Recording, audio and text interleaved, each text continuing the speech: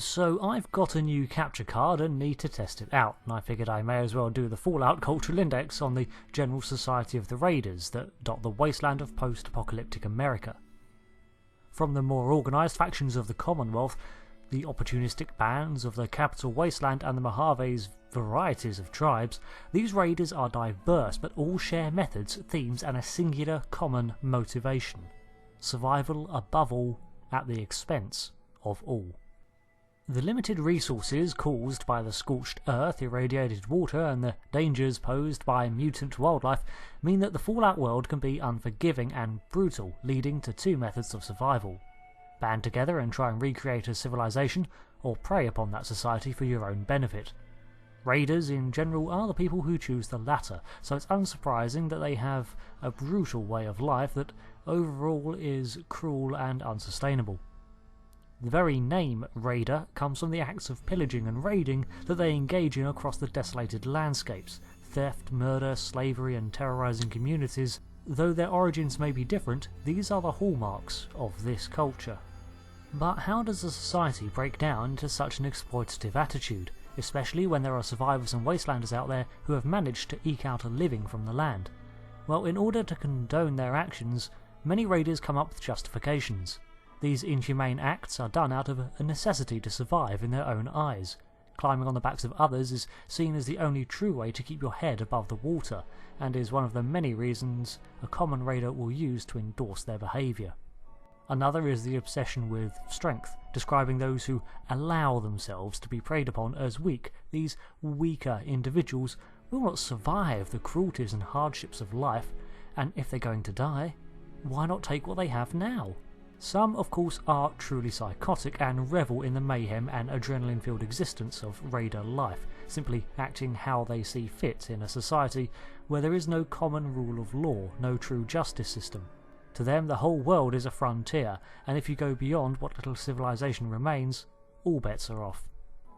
What's more, in order to commit themselves to this lifestyle of brutality, many eventually succumb to its desensitizing effects, and even come to revel in it. Constant chem usage of compounds such as jet, buff-out, psycho and psychojet, along with repeated murder and worse, eventually damage the mind beyond repair and can create a truly irredeemable and depraved individual. The tribal nature of raiders leads to many different factions, usually referred to as raider gangs.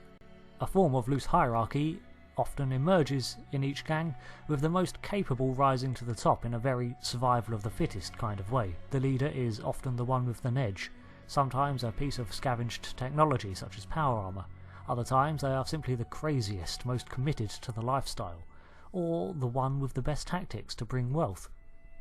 However they attain leadership, they need to watch their back as usurpers are always within their ranks, as well as watch their fronts against hero-type vault dwellers. Larger raider gangs often divide their numbers into smaller parties, each which answers to the overall leader. Raiders come into an existence from a variety of sources. Most are forged from individuals who, in an oft youthful desire to adventure or fight, end up throwing their lot in with a gang before realising how deep the travesties can go. Some people may be struggling to earn a living in the harsh lands of the wastes, even among communities, and as such turn to crime and eventually raiding rather than perish. Occasionally raiders will press gang captured individuals into doing their bidding, breaking them down with abuse before offering them a chance to vent their building rage on another target.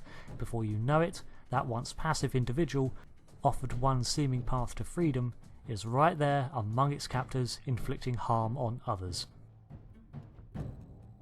Raiders are always looking for the most reward for the least effort, and as such, thievery and banditry are the common order of the day. Travelling caravans of traders and merchants are the usual targets. The entire caravan is killed and all its contents plundered, arms, foods, meds, anything and everything that has a use. Settlements require a different approach, however. Despite the term, raiding a settlement is often a last resort. A more practical approach is to oppress the settlement's occupants into working for the raiders, making them donate a portion of their crops, water and caps to the gang. Larger and much more aggressive gangs may even attack large settlements, although this is a rarity as such places are often heavily fortified and more hassle than they're worth without some sort of edge. Speaking of fortifications, most raider gangs operate specifically in territories based around a fortified location that offers them refuge and a place to hoard their ill-gotten goods. Raiders are very territorial, even to other raider gangs, and skirmishes over hunting grounds are common. Reputation is very important to a raider and their gang/tribe, and most attempts to form a fearsome image of themselves to not only intimidate rivals and prey, but to keep their subordinates in line. Many higher positioned raiders appoint themselves titles too, to mark out their status and perhaps to bury the person they were before. Tower Tom, Red Tourette, Cook, and so on. To give an idea of the diversity that can crop up among the raiders, here are some of the better known gangs. The Pit Raiders, operating out of the ruins of Pittsburgh, run a large slaving ring to operate the steel mills. They often force the slaves to fight for their entertainment, and they're led by a former Brotherhood of Steel paladin, Lord Asher. Originally formed as a community of wastelanders and scavengers, it was frequent raider attacks that changed them into raiders themselves. Meanwhile, in the Commonwealth area, we have the Forged, a gang who arrived from outside of Boston and took up residence in the Salgus Ironworks, led by Slag. The Forged seem to be pyromaniacs, or at least fascinated with fire, and have an incredibly strict set of rules and punishments for maintaining the ruthless nature of their members, including exile, mutilation, and execution for showing compassion or other traits deemed weak.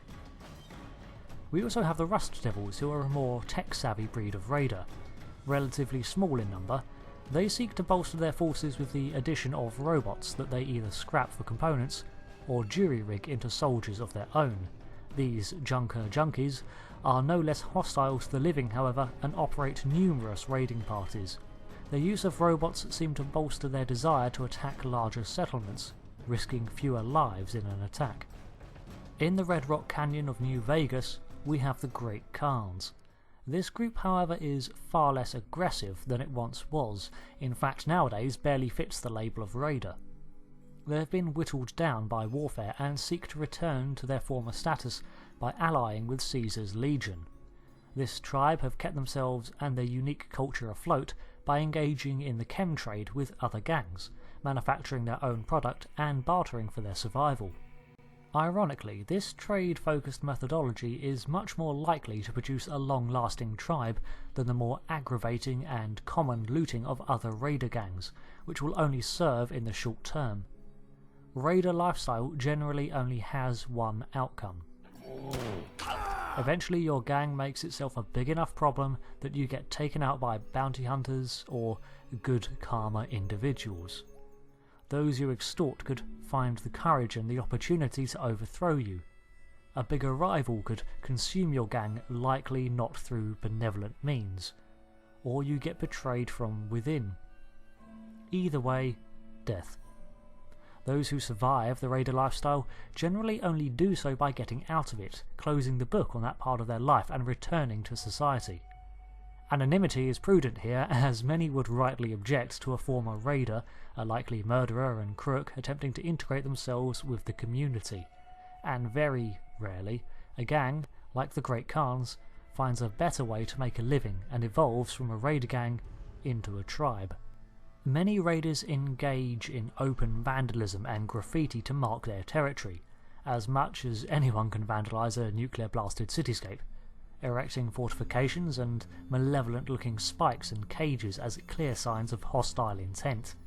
What's more unnerving, however, is the frequent use of desecrated human remains and blood to adorn their lairs. Why do this? Certainly it can't be hygienic. Well, it ties back into the theme of distancing themselves from humanity and creating a terrible reputation of fear. Displaying their kills creates a horrid image meant to dissuade challenges, and likely the act itself, alongside other horrific violations, serves to cloud the individual raider's morality and destroy it. face paints, crude armour, deliberately jagged and dangerous looking, and unscrupulous haircuts all go a long way in presenting a visual representation of their dehumanization. Overall, raiders are destructive to humanity, the wasteland, and even themselves. They systematically destroy what it means to be a civilization for the sake of survival. Occasionally born out of necessity, it's more often that they simply have forgotten how to live as a community and instead prey upon those who actually work together to produce a future. Motivated by simplistic desires, you can pity raiders for the people they once were, and some may even be again. But letting your morality cloud your judgment when facing them is likely to get you killed. But then again, I guess they tell themselves the same thing.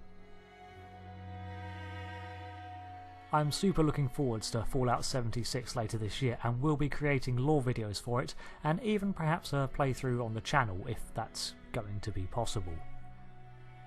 So, thanks for listening to this Cultural Index.